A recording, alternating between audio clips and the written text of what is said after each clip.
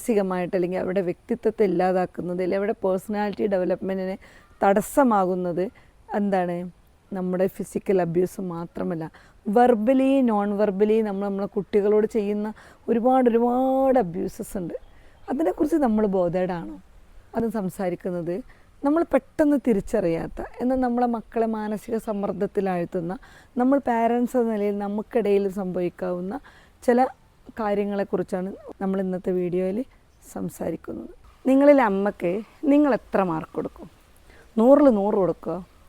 90, 80, 50, 10? നമ്മൾ പലപ്പോഴും നമ്മൾ ഏറ്റവും നല്ല അമ്മയാണ്, ഞാൻ പെർഫെക്റ്റ് ആയിട്ടുള്ളൊരു അമ്മയാണെന്ന് ഒരു തോട്ട് നമുക്കുണ്ടാവും അല്ലേ?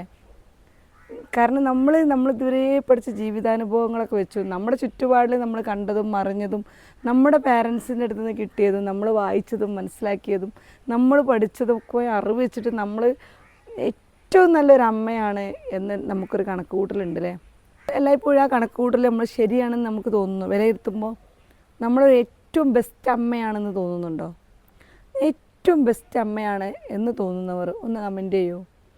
നിങ്ങളുടെ ലൈഫിൽ ഇനി ഞാൻ ഇവിടുന്ന് അങ്ങോട്ട് പറയാൻ പോകുന്ന ഒരു കാര്യങ്ങളും ഇല്ലേ, ഇതൊക്കെ ഉണ്ടായിട്ടാണോ ഞാൻ ബെസ്റ്റ് അമ്മ എന്ന് പറയുന്നത് കൂടി നിങ്ങളൊന്ന് വിലയിരുത്തണം കേട്ടോ. നിങ്ങൾ പറയും ഞാൻ എൻ്റെ കുട്ടീനെ ഇതുവരെ ഒരു ചുള്ളിക്കമ്പെടുത്ത് പോലും അടിച്ചിട്ടില്ല, ഞാനൊന്ന് ഒരു പിച്ച് പോലും കൊടുത്തിട്ടില്ല, എൻ്റെ കുട്ടീനെ ഞാൻ ഒന്ന് നോവിക്കുക പോലും ചെയ്തിട്ടില്ല. ടീച്ചേഴ്സ് അടിച്ചു കഴിഞ്ഞാലോ അല്ലെങ്കിൽ മറ്റ് റിലേറ്റീവ്സോ ആരെങ്കിലും ഒന്ന് കുട്ടിയെ ശകാരിക്കുകയോ അടിക്കുകയോ ചെയ്തു കഴിഞ്ഞാൽ ആ അമ്മക്ക് വല്ലാതെ മുറിവേൽക്കും. അമ്മ പറയും ഞാൻ എൻ്റെ കുഞ്ഞിനെ ഒരു ഈർക്കിൾ കൊണ്ട് പോലും അടിച്ചിട്ടില്ല എന്ന് പറയും. അതുകൊണ്ട് മാത്രം ആ അമ്മ പെർഫെക്റ്റ് ആയിരിക്കുമോ? ഒരു കുട്ടിയായിട്ട് സംസാരിച്ച സമയത്ത് ഈ കുട്ടി ഒരു 8ാം ക്ലാസ് പഠിക്കുന്ന കുട്ടിയാണ്. അപ്പോൾ ഈ കുട്ടീനോട് പറയാണ്, അമ്മ എപ്പോൾ എന്നെ കുറ്റപ്പെടുത്തി മാത്രമേ അമ്മ സംസാരിക്കുള്ളൂ, എൻ്റെ അടുത്ത് ചെറിയൊരു മിസ്റ്റേക്ക് വന്നാൽ പോലും എൻ്റെ അമ്മ എന്നോട് പറയും ശ്രദ്ധയില്ല, പഠിക്കാൻ പറഞ്ഞാൽ പഠിക്കൂല, ആരും ഒരു സാധനം വെച്ചെടുത്ത് വെക്കൂല, കുട്ടീനെ ശകാരിക്കണമൊക്കെ നോർമലല്ലേ, ഗ്ലാസ്സൊക്കെ പൊട്ടിക്കഴിയുമ്പോൾ അല്ലെങ്കിൽ കുട്ടികൾ പണിയെടുക്കാതിരിക്കുമ്പോൾ കുട്ടികൾ പഠിക്കാൻ മടി കാണിക്കുമ്പോൾ ആ കുട്ടികളെ ചീത്ത പറയുന്നതൊക്കെ ഒരമ്മയുടെ ഉത്തരവാദിത്തമല്ലേ? അതൊരമ്മ എന്ന നിലയിൽ ചെയ്യേണ്ടതല്ലേ? ഞാനല്ലേ അവളെ പെറ്റതും വളർത്തിയതും ഇനി വളർത്തുന്നതൊക്കെ. നമ്മളിതൊക്കെ ഒരു പവറായിട്ടാണ് എടുക്കുന്നത്. ഗർഭം ധരിച്ചു, ഞാൻ ആ ബുദ്ധിമുട്ടുകളൊക്കെ അനുഭവിച്ചു, ഞാൻ ഒരുപാട് വേദന സഹിച്ചു, ഞാൻ പ്രസവിച്ചു, അവർക്ക് വേണ്ട ഭക്ഷണം, അവർക്ക് വേണ്ട മറ്റ് സംഗതികളൊക്കെ ഞാൻ റെഡിയാക്കി കൊടുക്കുന്നുണ്ട്. അപ്പം ഞാനൊരു പവറാണ്. ആ വീട്ടിലെ പവർ ആർക്കാണ്? അമ്മ എന്നല്ലേ എനിക്കാണ്. അതുകൊണ്ട് എൻ്റെ ഉത്തരവാദിത്തമാണ് കുട്ടിയെ തല്ലുന്നതും ചീത്ത വിളിക്കുന്നതും ഷൗട്ട് ചെയ്യുന്നതും കുട്ടിയെ ബ്ലെയിം ചെയ്യുന്നതും കുട്ടിയോട് ദേഷ്യപ്പെടുന്നതും കുട്ടിയോട് പിണങ്ങുന്നതും കുട്ടിയെ കരയിപ്പിക്കുന്നതും ഇതൊക്കെ എൻ്റെ ഉത്തരവാദിത്തമാണ്. ഞാൻ കുട്ടിയെ നന്നാവാൻ വേണ്ടിയിട്ടല്ലേ ചെയ്യുന്നത് എന്ന് നിങ്ങൾക്ക് തോന്നാറുണ്ടോ? ഇപ്പോഴും നിങ്ങൾ ആദ്യത്തെ 100ൽ ഉറച്ചു നിൽക്കുന്നുണ്ടോ? ഒരു പെർഫെക്റ്റ് അമ്മയാണ്, അല്ലെങ്കിൽ 90% മാർക്ക് വാങ്ങുന്ന അമ്മയാണ്, അല്ലെങ്കിൽ 80% മാർക്ക് വാങ്ങുന്ന അമ്മയാണെന്നുള്ള വാദത്തിൽ നിങ്ങൾ ഉറച്ചു നിൽക്കുന്നുണ്ടോ? നമ്മൾ പലപ്പോഴും കണക്കാക്കിയിട്ടുള്ളത് എന്താണ്? വടിയെടുത്ത് അടിക്കുന്നതും, അതിനാണ് ഇത്രയും പറഞ്ഞത്, വടിയെടുത്ത് അടിക്കുന്നത് മാത്രമാണ് അബ്യൂസ്, ഫിസിക്കൽ അബ്യൂസ്. പക്ഷേ ഫിസിക്കൽ അബ്യൂസ് മാത്രമല്ല നമ്മളെ കുട്ടികളെ മാനസികമായിട്ട് അല്ലെങ്കിൽ അവരുടെ വ്യക്തിത്വത്തെ ഇല്ലാതാക്കുന്നത് അല്ലെങ്കിൽ അവരുടെ പേഴ്സണാലിറ്റി ഡെവലപ്മെൻറ്റിന് തടസ്സമാകുന്നത് എന്താണ്? നമ്മുടെ ഫിസിക്കൽ അബ്യൂസ് മാത്രമല്ല, വെർബലി നോൺ വെർബലി നമ്മളെ കുട്ടികളോട് ചെയ്യുന്ന ഒരുപാട് അബ്യൂസസ് ഉണ്ട്. അതിനെക്കുറിച്ച് നമ്മൾ ബോധേഡാണോ? അതിനെക്കുറിച്ച് നമ്മൾ ആലോചിക്കാറുണ്ടോ? സത്യത്തിൽ നമ്മളെ കുട്ടിയോട് ചിലപ്പോൾ ചോദിക്കും, എന്താ എനിക്ക് അപ്പുറത്തെ കുട്ടീനെ അതേപോലെ ആയിക്കൂടെ, അല്ലെങ്കിൽ ക്ലാസ്സിലെ മറ്റു കുട്ടികളെ പോലെ ആയിക്കൂടെ, ആ കുട്ടികളെ പോലെ മാർക്ക് വാങ്ങിക്കൂടെ, അല്ലെങ്കിൽ ആ കുട്ടികളെ പോലെ ബിഹേവ് ചെയ്തൂടെ, ആ കുട്ടികളെ പോലെ സംസാരിച്ചൂടെ, ആ കുട്ടികൾ ചെയ്യുന്ന പോലെ അക്കാഡമിക്കലല്ലാത്ത പ്രവർത്തനങ്ങളിൽ ഏർപ്പെട്ടൂടെ എന്നുള്ള രീതിയിൽ നമ്മുടെ കുട്ടീനെ പലപ്പോഴും മറ്റൊരു കുട്ടിയുമായിട്ട് കമ്പയർ ചെയ്ത് ആ മറ്റു കുട്ടികൾക്കുള്ള സ്കില്ല് നമ്മുടെ കുട്ടികൾക്കില്ലാത്തതിൽ പരിഭവം കാണിച്ച് നമ്മൾ പറയാറില്ലേ? അതൊരു അബ്യൂസാണെന്ന് നിങ്ങൾ മനസ്സിലാക്കിയിട്ടുണ്ടോ? എങ്കിൽ അതൊരു അബ്യൂസാണ്. നമ്മൾ വെർബലി കുട്ടികളോട് ചെയ്യുന്ന അബ്യൂസുകളിൽപ്പെട്ട ഒന്നാണ്. അതുപോലെ പലപ്പോഴും നമ്മളെ കുട്ടികളെ ലാബിൽ ചെയ്യും. എങ്ങനെ ലാബിൽ ചെയ്യുക? നീ മണ്ടത്തിയാണ്, നീ പൊട്ടത്തിയാണ്, നീ മന്ദബുദ്ധിയാണ്, ഒരു കുന്തവും പറഞ്ഞാൽ മനസ്സിലാവില്ല, ഒന്നും തലയിൽ കയറൂല. ഇനി എനിക്കെന്നെ പഠിപ്പിക്കാൻ വയ്യ, നീ എന്താണ് ഇങ്ങനെ, നീ എത്ര ചില എന്നോട് പറയുക, നീ എങ്ങനെയാണ് മറ്റുള്ളവരെ മുഖത്ത് നോക്കുക, ഈ മാർക്കായിട്ട് എങ്ങനെ ഈ ഉയർന്ന ക്ലാസ്സിലേക്ക് പോവുക, നിനക്ക് 10ാം ക്ലാസ് പാസ്സാവണ്ടേ, 4ാം ക്ലാസ്സുള്ള കുട്ടീനോടാണ് നമ്മൾ ചോദിക്കുക, എനിക്ക് 10ാം ക്ലാസ് പാസ്സാവണ്ടേ, നല്ല ജോലി കിട്ടണ്ടേ, വരുമാനം ഉണ്ടാക്കണ്ടേ, എനിക്ക് പഠിക്കണ്ടേ, പഠിച്ചുയരണ്ടേ. യഥാർത്ഥത്തിൽ നമ്മളെ കുട്ടികളുടെ പ്രശ്നത്തിലേക്ക് നമ്മൾ പോകുന്നുണ്ടോ? ഇല്ല. നമ്മളവരെ ഒരു ലാബിലേക്ക് ഒതുക്കുകയാണ്. പതുക്കെ പതുക്കെ കുട്ടിയുടെ മൈൻഡ് സെറ്റ് ചെയ്യാണ്. എന്നെ കൊണ്ടൊന്നിനും പറ്റൂല, എനിക്ക് പഠിക്കാൻ കഴിവില്ല, എനിക്ക് ഡാൻസ് കളിക്കാൻ പറ്റൂല, എനിക്കൊരു പാട്ട് പാടാൻ കഴിയില്ല, എനിക്ക് നല്ല കൈയക്ഷരത്തിൽ എഴുതാൻ പറ്റൂല, എനിക്ക് ഒരാളോട് സംസാരിക്കാൻ കഴിയില്ല, ഞാനൊരു എന്താ പറയുക, അപരാധമാണ്, ഞാനൊരു തെറ്റാണ്, ഞാനിവിടെ ജനിക്കേണ്ടിയിരുന്നില്ല, അല്ലെങ്കിൽ എന്നെ ഒന്നിനും കൊള്ളാത്തവളാണെന്നുള്ളൊരു മൈൻഡ് സെറ്റ് കുട്ടിക്ക് ക്രിയേറ്റ് ചെയ്ത് കൊടുക്കാനുള്ള സാഹചര്യം ആരാ ഉണ്ടാക്കുന്നത്? നമ്മളാണ് ഉണ്ടാക്കണത് അല്ലേ? ഇപ്പം നിങ്ങൾ പറയുമോ നിങ്ങളൊരു പെർഫെക്റ്റ് ആയിട്ടുള്ള അമ്മയാണ്, അല്ലെങ്കിൽ നിങ്ങൾക്ക് 100ൽ 50-ലപ്പുറം മാർക്കുള്ളൊരു അമ്മയാണെന്ന് പറയുമോ? കുട്ടീനോട് പിണങ്ങിയിരിക്കൂലേ? നമ്മളതിനൊരു ന്യായം പറയാം, എന്താ പറയുക, കുട്ടീനോട് പിണങ്ങിയാലാണ് കുട്ടി പറഞ്ഞാൽ അനുസരിക്കുള്ളൂ. പക്ഷെ ആ കുട്ടി ആ സമയത്ത് അനുഭവിക്കുന്ന ഇമോഷണലി ആയിട്ടുള്ള ആ ഒരു സ്ട്രെസ് ഉണ്ടല്ലോ, അതവരെ നമ്മൾ നിരന്തരം ചെയ്യുമ്പോൾ അവർ കുട്ടികൾ അനുഭവിക്കുന്ന ട്രോമ ഉണ്ടല്ലോ, അത് പറയുന്നതിനപ്പുറമാണ്. നമ്മളിന്ന് പറയുക എന്താണ്, കുട്ടി നന്നാവാൻ വേണ്ടിയിട്ടല്ലേ, അവിടെ നമ്മൾ ഉപയോഗിക്കുന്ന വാക്കതാണ്, കുട്ടി നന്നാവാൻ വേണ്ടിയിട്ടല്ലേ, കുട്ടി പഠിക്കാൻ വേണ്ടിയിട്ടല്ലേ, കുട്ടി അനുസരിക്കാൻ വേണ്ടിയിട്ടല്ലേ എന്നുള്ളതാണ്. നിങ്ങളിങ്ങനെ ചെയ്യാറുണ്ടോ?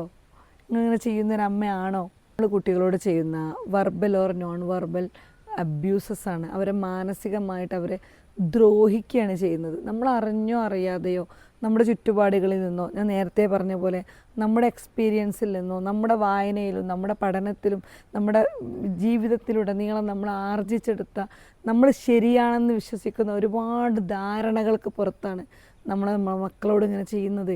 നമ്മളെ കുറ്റമല്ലത്, നമ്മുടെ ചുറ്റുപാടിൽ നിന്നോ നമ്മുടെ വളർച്ചയിലോ നമ്മൾ നേടിയെടുത്ത അറിവുകളുടെ ആ അറിവുകൾ ശരിയാണെന്ന മൂഢമായ വിശ്വാസത്തിൻ്റെ പുറത്താണ് നമ്മളെന്ത് ചെയ്യുന്നത്, ഇങ്ങനെ നമ്മളെ മക്കളോട് ബിഹേവ് ചെയ്യുന്നത്. ഞാൻ ഉൾപ്പെടുന്ന പാരൻ്റ് കേട്ടോ, ഒരിക്കലും കേൾക്കുന്ന നിങ്ങൾ മാത്രമല്ല, ഒരിക്കലും ഞാൻ 100% പെർഫെക്റ്റായിട്ട് ഒരു അമ്മയായിട്ടോ ഒരു പാരൻ്റ് എന്ന നിലയിലോ എനിക്കൊരിക്കലും നിങ്ങളിലേക്ക് ഇത് എത്തിക്കാൻ കഴിയില്ല. പക്ഷേ നമ്മൾ ചെയ്തു പോകുന്ന കുറേ പ്രവൃത്തികളും അത് തെറ്റാണെന്ന തിരിച്ചറിവും, ആ തിരിച്ചറിവ് മറ്റുള്ളവരിലേക്കും പകർന്നു കൊടുക്കാൻ പറ്റുകയാണെങ്കിൽ എന്നുള്ള ചെറിയ ഒരു ബോധ്യത്തിൽ നിന്ന് ചെയ്യുന്ന വീഡിയോസാണ്. നമ്മൾ ആദ്യത്തെ കാര്യം നമ്മൾ കുട്ടികൾക്ക് നൽകുന്ന ലേബലാണ്. അതായത് നീ കള്ളിയാണ്, നീ കളവ് മാത്രമേ പറയൂ, നീ അനുസരണ ഇല്ലാത്തവളാണ്, നീ മടിച്ചിയാണ്, നീ മന്ദബുദ്ധിയാണ് എന്ന് തുടങ്ങിയുള്ള ലേബലുകളാണ് നമ്മൾ. പക്ഷെ ശാസ്ത്രപരമായി പറഞ്ഞു കഴിയുമ്പോൾ നമ്മളെ കുട്ടിക്ക് ഒരു ബിഹേവിയറൽ ചേഞ്ചിന് പകരം അതെന്താണ് ഉണ്ടാക്കുക, ഒരു ഐഡൻറ്റിറ്റി ഇല്ലാതാക്കുക ചെയ്യുക. അതായത് ആ കുട്ടിക്ക് ആ കുട്ടിയുടെ സ്വത്വത്തോട് ഇഷ്ടമില്ലാതിരിക്കുന്നൊരു കണ്ടീഷനിങ് ചെയ്യാണ് നമ്മൾ. ഞാനൊരു ശരിയല്ല, എൻ്റെ അച്ഛനും അമ്മയും പറയുന്നതാണ് ശരി, ഞാനൊരു ഒന്നിനും കൊള്ളാത്തവളാണ് എന്നൊരു വ്യക്തിത്വം വളർന്നു വരാൻ ഇത്തരം ലാബലിങ് കുട്ടികളെ സഹായിക്കുകയുള്ളൂ. എങ്ങനെ നമുക്ക് തിരുത്താൻ പറ്റും? അടുത്ത തവണ കുട്ടി പരീക്ഷയിൽ മാർക്ക് കുറച്ച് കൊണ്ടുവരുന്ന സമയത്ത്, അല്ലെങ്കിൽ പഠിക്കാൻ മടി കാണിക്കുന്ന സമയത്ത് പ്രയാസമുണ്ട് അല്ലേ, മോൾക്ക് ഏത് ഭാഗമാണ് പ്രയാസം, എന്തെങ്കിലും ഹെൽപ്പ് വേണോ, ഉമ്മ ഹെൽപ്പ് ചെയ്യണോ, അതോ ട്യൂഷൻ ടീച്ചർ വേണ്ടി വരുമോ, അല്ലെങ്കിൽ മറ്റു നമ്മളെ ഗൈഡ് പുസ്തകങ്ങൾ എന്തെങ്കിലും ഹെൽപ്പ് ചെയ്യാൻ വാങ്ങിത്തരണോ എന്നുള്ള രീതിയിൽ കുട്ടിയുടെ ഉള്ളിൽ നിന്ന് തന്നെ സൊല്യൂഷൻ കണ്ടെത്താൻ ശ്രമിക്കുമ്പോൾ കുട്ടി അത് ചെയ്യാനും കുട്ടിക്ക് തൃപ്തി ഉണ്ടാവും. പക്ഷെ നമ്മൾ നിർബന്ധപൂർവ്വം ട്യൂഷൻ സെൻ്ററിൽ കൊണ്ടുപോയിട്ടുണ്ടോ, നമ്മൾ നിർബന്ധപൂർവ്വം ഒരു പുസ്തകങ്ങളെ ഗൈഡ് ചെയ്യാനോ കൊടുത്തതുകൊണ്ടോ, അല്ലെങ്കിൽ നമ്മൾ യൂട്യൂബ് ചാനലിലോ അല്ലെങ്കിൽ മറ്റ് ചാനലുകളുടെ ഓൺലൈൻ ട്യൂഷൻ കൊടുത്തുകൊണ്ട് ഒരു പക്ഷേ കുട്ടിക്ക് അതിനൊരു മാറ്റമുണ്ടാവില്ല. പക്ഷെ കുട്ടിക്ക് അത് ആവശ്യമുണ്ടെന്ന് കുട്ടിയുടെ ഉള്ളിൽ തോന്നിപ്പിക്കുന്ന രീതിയിലായിരിക്കണം നമ്മൾ കുട്ടിയോട് ആ വിഷയത്തെക്കുറിച്ച് സംസാരിക്കുന്നത്. മറ്റൊരു ഹെൽപ്പ് ഉണ്ടെങ്കിൽ ഒന്നും കൂടി നമുക്ക് മെച്ചപ്പെടുത്താൻ പറ്റും, മോൾ പ്രയാസപ്പെടേണ്ട കേട്ടോ, ഇത് മോൾക്ക് മാത്രമുള്ള ബുദ്ധിമുട്ടല്ല, ഇതുപോലെ ബുദ്ധിമുട്ട് അനുഭവിക്കുന്ന മറ്റു കുട്ടികളുണ്ടാവും, അതുപോലെ അപ്പോൾ നമുക്ക് അവിടെ എന്ത് ചെയ്യാൻ പറ്റുമെന്നുള്ളത് കുട്ടികളുമായിട്ട് നല്ല രീതിയിൽ ചർച്ച ചെയ്യുമ്പോൾ കുട്ടിയുടെ ഉള്ളിൽ തന്നെ ഒരു സൊല്യൂഷൻ ഉണ്ടാവുകയും ആ സൊല്യൂഷന് നമ്മളെന്ത് ചെയ്യുക, ഒരു ബാക്ക് സപ്പോർട്ട് കൊടുത്താൽ മതി. അപ്പോൾ അതെന്താവും, നമ്മൊരു പോസിറ്റീവായിട്ടുള്ള രീതിയിൽ നമുക്ക് നമ്മളെ കുട്ടീനെ ചേഞ്ച് വരുത്താൻ നമുക്ക് സഹായിക്കാം. അപ്പോൾ ഇന്നത്തോടു കൂടി നമ്മൾ ലാബലിംഗ് ഒക്കെ നിർത്താൻ പോവാട്ടോ. നിങ്ങൾ നിർത്തൂലേ? ഞാനെപ്പോഴേ നിർത്തി. ആണ് ഒരു കമ്പാരിസൺ ട്രാപ്പാണ്. നമ്മൾ പലപ്പോഴും നമ്മുടെ ചുറ്റുവട്ടത്തുള്ള കുട്ടികളുമായിട്ട്, അല്ലെങ്കിൽ നമ്മുടെ കുട്ടികളുടെ ക്ലാസ്സിലുള്ള കുട്ടികളുമായിട്ട്, അല്ലെങ്കിൽ സിബിലിങ്സുമായിട്ട്, അല്ലെങ്കിൽ നമ്മളെ റിലേറ്റീവിൽ നമ്മളെ കസിൻസുമായിട്ടൊക്കെ നമ്മളെ കുട്ടികളെ കമ്പയർ ചെയ്യും. അവനെ നോക്കിപ്പടി, അവനെ കണ്ട് പെരുമാറ്, അവനെപ്പോലെ ജീവിക്ക്, അവനെപ്പോലെ ചെയ്യ് എന്നുള്ള രീതിയിൽ നമ്മൾ കുട്ടികളോട് പെരുമാറൂലേ.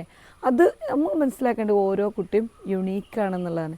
പക്ഷേ ഇങ്ങനെ പറയുന്നത് കൊണ്ട് കുട്ടിയുടെ ഇൻഫീരിയോറിറ്റി കോംപ്ലക്സ് വർദ്ധിക്കുക, അതായത് ഒരു അപകർഷതാബോധം കുട്ടിക്ക് വളരാനും, അതുപോലെ തന്നെ ആരുമായിട്ടാണോ നമ്മൾ കമ്പയർ ചെയ്യുന്നത്, ഒരുപക്ഷെ നമ്മുടെ റിലേറ്റീവ്സ്, അത് അവരുടെ കസിൻസ് ആയിട്ടായിരിക്കും, അല്ലെങ്കിൽ അവരുടെ സിബ്ലിങ്സ് ആയിട്ടായിരിക്കും, അല്ലെങ്കിൽ അവരുടെ കൂട്ടുകാരുമായിട്ടായിരിക്കും, ആ കുട്ടികളോട് ഇവർക്ക് ദേഷ്യമോ വെറുപ്പോ അസൂയയോ ഒക്കെ ഡെവലപ്പ് ചെയ്യാനുള്ള ഒരു കാരണം നമ്മളായിട്ട് ഉണ്ടാക്കി കൊടുക്കുകയാണ്. ഇതിനു മുമ്പ് നമ്മൾ വാർത്തകളിൽ വായിച്ചിട്ടുണ്ട്, വല്യച്ഛൻ്റെ മകളെ, ചെറിയച്ഛൻ്റെ മകള് കഴുത്തിൽ ഷാലിട്ട് മുറുക്കി ഒരു 14-കാരി 13-കാരിയെ കൊലപ്പെടുത്തിയ ഒരു വാർത്ത നമ്മളിതിനു മുമ്പ് വർഷങ്ങൾക്ക് മുമ്പ് വായിച്ചിട്ടുണ്ട്. അവിടെ കാരണം എന്താണ്? നിരന്തരമായിട്ടുള്ള കുറ്റപ്പെടുത്തലുകളും കമ്പാരിസണും ഒക്കെയാണ് ഇതിന് കാരണം. ഒരിക്കലും ഒരു 14-കാരി ആ ഒരു ക്രൈം ചെയ്യണമെങ്കിൽ, ആ ഒരു മാനസിക തലത്തിലേക്ക് ആ കുട്ടി ചിന്തിക്കണമെങ്കിൽ അതിനുള്ളൊരു സാഹചര്യം അതിന് പിന്നിൽ ഉണ്ടാക്കപ്പെടുന്നുണ്ട് എന്നുള്ളതാണ്. അപ്പം നമ്മളിങ്ങനെ കമ്പയർ ചെയ്യുമ്പോൾ അതിൻ്റെ ഒരു ഭാവിയെക്കുറിച്ച് നമ്മൾ എന്ത് ചെയ്യണം? ചിന്തിക്കണം. ഇപ്പോൾ നോൺ വെർബൽ അബ്യൂസ്, എന്താ ഇപ്പോൾ നോൺ വെർബൽ അബ്യൂസ് എന്ന് പറയുമ്പോൾ, നമ്മൾ ചില സമയത്ത് കുട്ടികൾ നമ്മളോട് എന്തെങ്കിലും കുരുത്തക്കേട് കാണിച്ചു കഴിഞ്ഞാൽ നമ്മൾ 2-3 ദിവസം കുട്ടികളെ അങ്ങോട്ട് അവഗണിക്കൂലേ. കുട്ടി ചോദിച്ചതിനൊന്നും നമ്മൾ മറുപടി പറയില്ല, കുട്ടീൻ്റെ ഫീലിങ്സ് ഒന്നും നമ്മൾ കണ്ട ഭാവം നടിക്കൂല, കുട്ടി കരഞ്ഞു വന്നൊരു സോറി പറയുമ്പോൾ നമ്മളത് അക്സെപ്റ്റ് ചെയ്യൂല. നമ്മൾ ആ സമയത്ത് നമ്മൾ ഫോണിൽ നോക്കിയിരിക്കുകയാണെങ്കിൽ കുട്ടി കരഞ്ഞ് എന്തെങ്കിലും ഓടി വന്നു കഴിഞ്ഞാൽ നമ്മളെന്ത് ചെയ്യും? കുട്ടിയെ നമ്മൾ കൈകൊണ്ട് ഇങ്ങനെ തട്ടി മാറ്റും, അല്ലെങ്കിൽ ബെഡ്റൂമിൽ, ഡൈനിങ് ടേബിളിൽ ഒക്കെ നമ്മൾ കുട്ടിയെ അവോയ്ഡ് ചെയ്യും. ഈ അവഗണന നമ്മൾ കൊടുക്കുന്ന ഫിസിക്കലായിട്ടുള്ള ഒരു അബ്യൂസിനേക്കാളും, ഒരു അടിയേക്കാളും, ഒരു ഷൗട്ടിനേക്കാളും ഏറെ കുട്ടീനെ ഹേർട്ട് ചെയ്യും, ഭയങ്കര ട്രോമ ഉണ്ടാക്കും കുട്ടിക്ക്. പക്ഷെ നമ്മൾ പലപ്പോഴും എന്തൊക്കെ, ഞാൻ അപ്പം മിണ്ടാതിരുന്നിട്ടല്ലേ ഉള്ളൂ, അത് കുട്ടി നന്നാവാൻ വേണ്ടിയിട്ടല്ല. അവിടെ നമ്മളെ ന്യായീകരിക്കും, കുട്ടി നന്നാവാൻ വേണ്ടിയിട്ടല്ലേ എന്നാണ് പറയാം. മഴ പെയ്യുന്നു സൈക്കോളജിക്കലി പറഞ്ഞു കഴിയുമ്പോൾ അതെന്താണ്? സൈലൻസ് ട്രീറ്റ്മെൻറ്റാണ്. അത് കുട്ടിക്ക് ഉണ്ടാക്കുന്ന ട്രോമ വളരെ വലുതാണ്. അവഗണിക്കപ്പെടുന്നു, താൻ സ്നേഹിക്കപ്പെടുന്നില്ല, എനിക്കാരുമില്ല, എന്നെ മനസ്സിലാക്കാൻ ആരുമില്ല എന്നുള്ളത് കാലക്രമേണ കുട്ടിയെ ഒരു ഡിപ്രഷനിലേക്ക് കൊണ്ടുപോയേക്കാം. അപ്പോൾ അതുകൊണ്ട് ഈ ഇടങ്ങളിലൊക്കെ സാമാന്യ ബുദ്ധിയോടുകൂടി നമ്മൾ കുട്ടിക്ക് ഹേർട്ട് ചെയ്യാത്ത രീതിയിൽ അവരെ എങ്ങനെ നമുക്ക് തിരുത്തിയെടുക്കാൻ പറ്റും?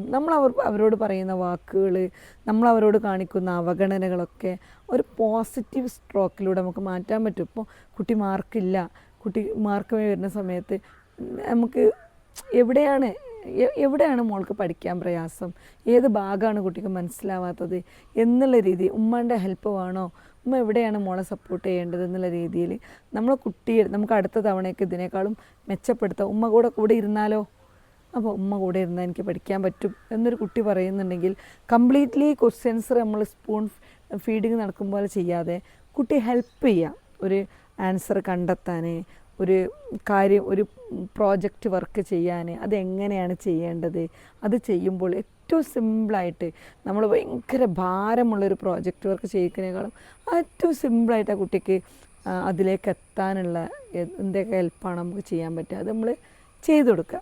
അങ്ങനെ കുട്ടിക്ക് എൻ്റെ കൂടെ ഒരാളുണ്ട്, ഞാൻ എവിടെയും തോറ്റു പോകില്ല, എനിക്കൊരു സപ്പോർട്ടായിട്ട് എൻ്റെ ഉമ്മ ഉണ്ട്, എൻ്റെ ഉപ്പ ഉണ്ട്, എൻ്റെ പാരൻസ് ഉണ്ടെന്നൊരു ഒരു ഇമോഷണൽ സേഫ്റ്റി അവർക്ക് ഫീൽ ചെയ്യുമ്പം അവർ താനേ ഡെവലപ്പാവും. അതിനുള്ളൊരു സാഹചര്യം നമ്മളെന്ത് ചെയ്യാം?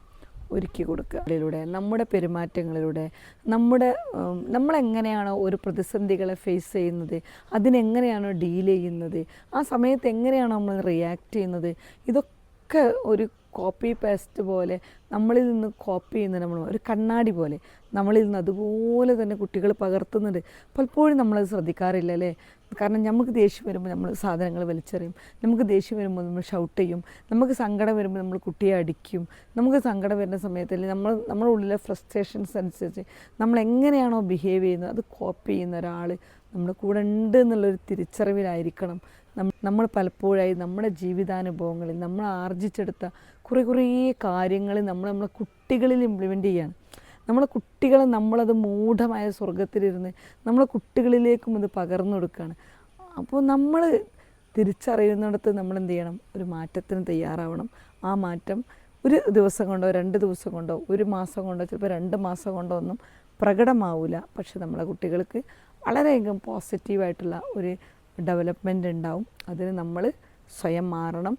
ആ മാറ്റം നമ്മളെ കുട്ടികളിലേക്ക് കുട്ടികൾ മാറുന്നതും നമുക്ക് കാലം കൊണ്ട് നമ്മുടെ മുന്നിൽ തെളിയുന്നതാണ്.